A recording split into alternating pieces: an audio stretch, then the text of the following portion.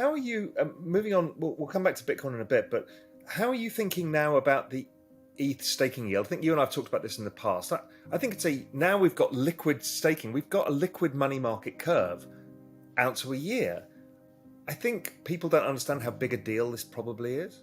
For anyone that has followed Real Vision founder and CEO Raoul Pal's journey in crypto, you would know that he's a notorious Ethereum bull with most of his total portfolio and net worth made up in Ether. In his latest interview, Raoul points out a key new utility that Ethereum has implemented that has been missed by most other investors. Ever since the Ethereum merge, ETH now has a yield on any staked Ethereum, meaning that any holders or investors into Ethereum can begin to earn back a percentage of their holdings over time. In essence, this creates a money market curve for the cryptocurrency market, and the current staking return on Ethereum hovers between 4 to 7%, which is nothing to scoff at. Ethereum has now created a huge incentive to hold onto and collect yield on ETH, combining this with the ever-shrinking supply of Ethereum thanks to its burn mechanism and reduced supply issuance, and you have a recipe for explosive upwards price action for Ethereum. Sitting down with Jeff Dorman, the Chief Investment Officer of digital asset hedge fund Arca, Raoul and Jeff discuss why they are both incredibly bullish on Ethereum over the course of 2023 and beyond.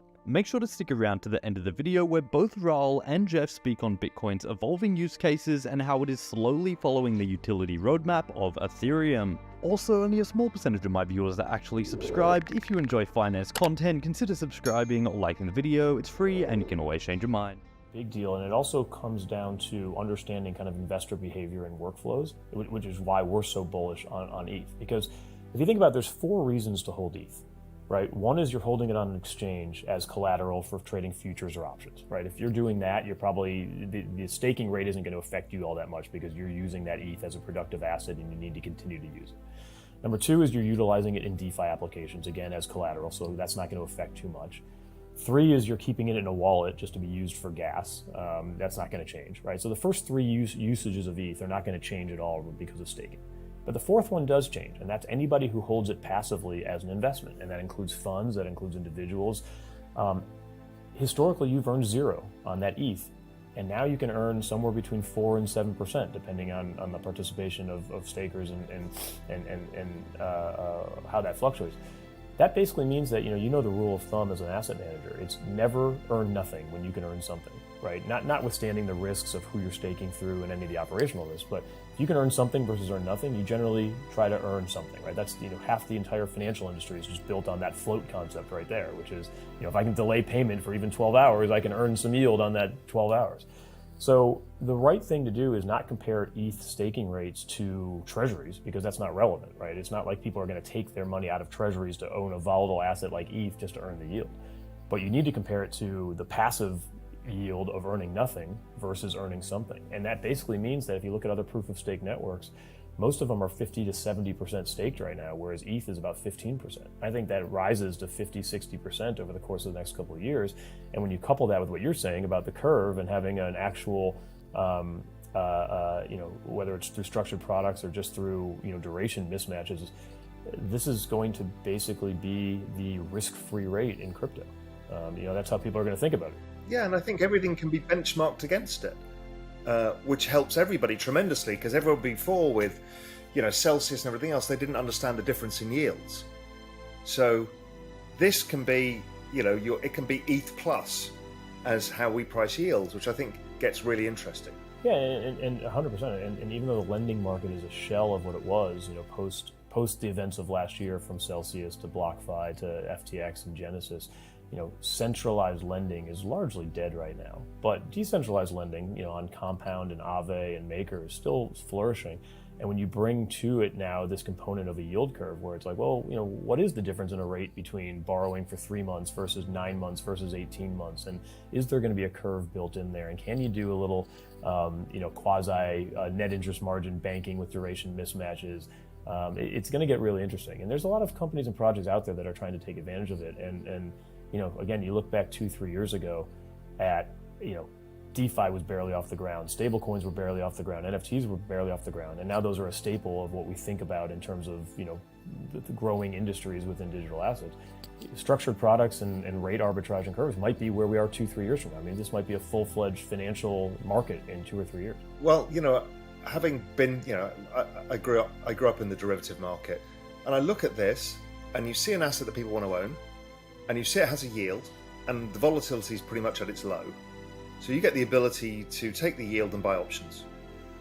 And so you can create guaranteed products or defined risk products or enhanced return products, which was the explosion in the European derivative markets and the Asian derivative markets in the 90s onwards. And I kind of rode part of that wave. And I look at it now and I'm like, in 3 years' time or 2 years' time or 1 year's time, we'll see a ton of these things, 80% guaranteed funds, 90% guaranteed funds, or accelerator funds, all of that stuff. Yeah, I mean, I was one of the earlier traders of credit default swaps back in 05, 06, 07, 08, and it was the same thing. It was like people didn't really understand them at first. It was a very kind of niche one-off thing, and then by 08, 09, it was like everybody was trading them, and everyone understood how to price the curve and how to think about the different derivative instruments. So it's the same thing. Like again, I don't know if it's 6 months away or 6 years away, but there's no question that there's real-time money and investor interest in coming up with these different structured products and derivatives around ETH interest rates. Yeah, I mean, I've had lots of people write to me saying, ex-head of vol trading at Goldman writes to me and is like, oh, we're setting up a shop, we're going to do some of this stuff. There's a lot of activity of people who are seeing it because they've seen it before, and they're like, oh yeah, I can make some real margins, some real stuff. So it's fascinating. To go on back to Bitcoin, there's another change that's happened, which is ordinals. How are you thinking through that? I mean, the Bitcoin community was completely split by, what? You're using it not for ultrasound money where, it's the hallowed ground, and now people are trading JPEGs on it. Yeah, I mean, so we have a full team here dedicated to NFTs, and these guys are incredibly smart, and even they don't fully understand and grasp everything that's going on with Bitcoin ordinals yet, just because it's so new. But from my standpoint, more at a higher level, just thinking about markets, thinking about finance, one, it's just amazing, right? Here's this asset that's been around for 11 years. It's basically been defined by the fact that there's literally nothing to do. It's just a pet rock. It's just this asset that is a bearer asset that is potential protection against sovereign and banking craziness one day. And all of a sudden, out of nowhere, here come these NFTs and inscriptions. And I was like, that's amazing that an asset that's 11 years old that basically did nothing new or innovative for the entire time is all of a sudden this just happens and it becomes a real market. So from that standpoint, to me, it just opens up the creativity again of just how many times this industry has just evolved. If even Bitcoin can still evolve, it's fascinating. Now, I don't know. I certainly don't have I have no issues with Bitcoin having other use cases. I know some of the people in the Bitcoin community are up in arms saying this is not what Bitcoin was meant for. For me, I'm just looking at purely from a creative standpoint. I'm thinking this is awesome. Anytime you can introduce a new variable to something, it increases the value and increases the use cases.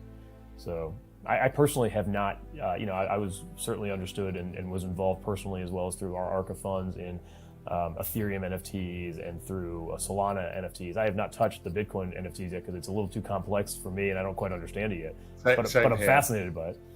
I'm too much of a boomer to try and navigate that. So everyone says it's quite difficult, so I'm like, I'll leave it to somebody else. Yeah, let it get easier and a little more straightforward before I use it. But I think it's incredible, and I'm excited to see. And also, just little things can snowball too, right? Just the amount of Bitcoin transactions that are happening as a result of this.